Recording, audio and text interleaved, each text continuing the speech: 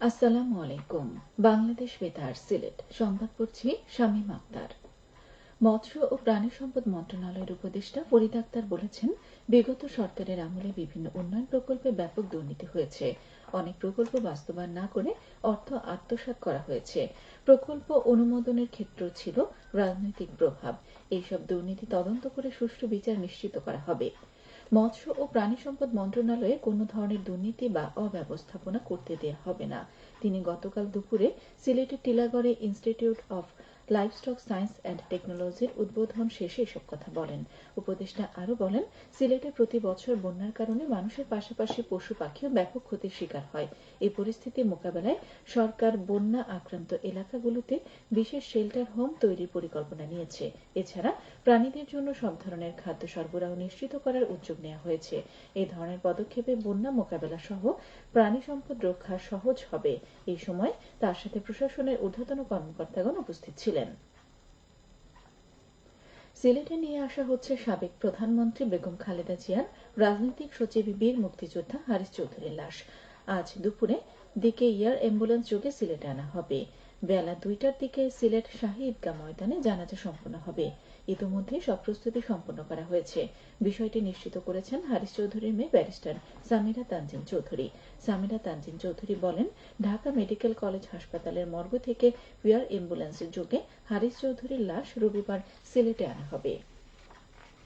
সেখানে শেষ জানাজা শেষে কানাইঘাটে নিয়ে তার প্রতিষ্ঠিত শফিকুল হক চৌধুরী মেমোরিয়াল এতিমখানার আঙিনায় নির্ধারিত স্থানে রাষ্ট্রীয় মর্যাদায় দাফন করা হবে। সচিবালয়ে প্রবেশের সাংবাদিকদের অ্যাক্রিডিটেশন কার্ড বাতিলের বিষয়টি শীঘ্রই পর্যালোচনা করা হবে বলে জানিয়েছেন সরকার। গতকাল প্রধান উপদেষ্টার প্রেস উইং জানায়, সচিবালয়ে ভয়াবহ অগ্নিকাণ্ডের ঘটনায় প্রেক্ষিতে প্রশাসনের প্রাণকেন্দ্র সচিবালয়ের নিরাপত্তা বিবেচনায় অন্যান্য সকল বেসরকারি পাশের পাশাপাশি বর্তমান অ্যাক্রিডিটেশন কার্ড নিয়ে সাংবাদিকদের প্রবেশও সীমিত করা হয়েছে। সরকার শীঘ্রই বিদ্যমান প্রেস অ্যাক্রিডিটেশন কার্ডগুলো পর্যালোচনা করবে এবং নতুন অ্যাক্রিডিটেশন কার্ড ইস্যু করার জন্য তথ্য অধিদপ্তরের মাধ্যমে সকল স্থানীয় ও আন্তর্জাতিক গণমাধ্যমের কাছ থেকে নতুন অ্যাক্রিডিটেশন কার্ডের আবেদন আহ্বান করবে। নতুন কার্ড ইস্যু হওয়ার পূর্ব পর্যন্ত যে কোনো ইভেন্টের জন্য সাংবাদিকরা সংশ্লিষ্ট মন্ত্রণালয় থেকে নিয়মিত অস্থায়ী অ্যাক্সেস কার্ড পাবেন। হিজড়া জনগোষ্ঠী ও হরিজন সম্প্রদায় পরিবারের মধ্যে কম্বল ও শীতবস্ত্র বিতরণ করা হয়েছে গতকাল মৌলভীবাজারে Kashinath Alauddin school and college মাঠে প্রধান অতিথি হিসেবে উপস্থিত থেকে এসব সামগ্রী বিতরণ করেন সাবেক সংসদ সদস্য এম নাসির রহমান। এই সময় উপজেলার 12টি ইউনিয়ন ও একটি পৌরসভার তালিকাভুক্ত 755 জন হিজড়া জনগোষ্ঠী ও হরিজন সম্প্রদায়ের মধ্যে একটি করে কম্বল ও 188 জন শিশুর মধ্যে শীতবস্ত্র বিতরণ করা হয়। উন্নয়ন সহযোগী সংস্থা ব্রাক এই আধুনিক ও বৈজ্ঞানিক পদ্ধতিতে স্বাস্থ্যসম্মত শুটকি মাছ উৎপাদন, সংরক্ষণ, বাজারজাতকরণ বিষয়ে দিনব্যাপী মৎস্যজীবী প্রশিক্ষণ কর্মশালা অনুষ্ঠিত হয়েছে মৌলভীবাজারের কুলাউড়া উপজেলায়। গতকাল উপজেলা মৎস্য অধিদপ্তরের প্রশিক্ষণ কেন্দ্রে প্রধান অতিথি হিসেবে উপস্থিত থেকে কর্মশালার উদ্বোধন করেন জেলা মৎস্য কর্মকর্তা ডক্টর মোহাম্মদ আরিফ হোসেন। এতে উপজেলার 13টি ইউনিয়ন ও একটি পৌরসভার 66 জন মৎস্যজীবী অংশ নেন। মৎস্য অধিদপ্তর এর আয়োজন করে। সিলেটের বিয়ানীবাজার উপজেলার লাউতা ইউনিয়নের কালীবাড়ি রাস্তার পাকাকরণ কাজ শেষ হয়েছে। এতে ব্যয় হয়েছে প্রায় 1 কোটি টাকা। স্থানীয় সরকার প্রকৌশল অধিদপ্তর নির্মাণ কাজ বাস্তবায়ন করেছে।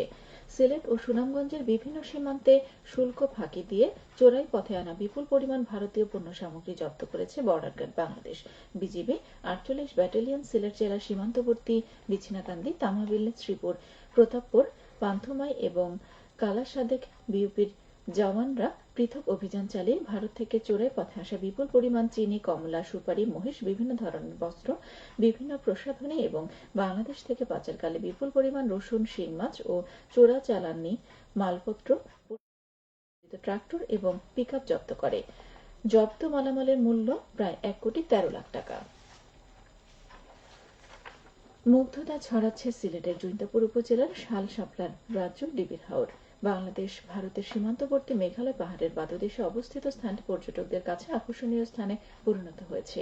প্রতিদিন কুয়াশা ঢাকা ভোরে ছুটে আসছেন পর্যটকরা। সীমান্তবর্তী মেঘালয়ের সবুজ পাহাড়ের পাদদেশে ডিবি বিল, ইয়াম বিল, হরফাট কাঠ বিল, কেন্দ্রি বিল সহ 900 একর জায়গায় এই শাল শাপলার রাজ্য পর্যটকদের জন্য গঠন করা হয়েছে সুরক্ষা কমিটি। এবারে শুনুন কৃষি সংবাদ। চলতি মৌসুমে সুনামগঞ্জে আমন ধানের বাম্পার ফলন হয়েছে। ভালো ফলনে কৃষকরা খুব খুশি। আমন ধানের ভালো ফলন হওয়ায় বোরো ধান চাষে আগ্রহী বেড়েছে কৃষকদের। কৃষি সম্প্রসারণ অধিদপ্তর জানায়, জেলার 4 লাখ কৃষক পরিবার রয়েছে। এর মধ্যে প্রায় 2 লাখ কৃষক আমন ধান চাষাবাদ করেন। চলতি মৌসুমে সুনামগঞ্জ জেলায় 83,380 হেক্টর জমিতে আমন ধান চাষ করা হয়েছে। এতে 3,30,000 মেট্রিক টন ধান উৎপাদন হয়েছে। আবহাওয়া ভালো থাকায় কৃষকরা নিরাপদে ধান কাটা, মাড়াই ঝাড়াই, ধান শুকিয়ে গোলায় গোলায় তুলছেন। সবশেষে আবহাওয়া।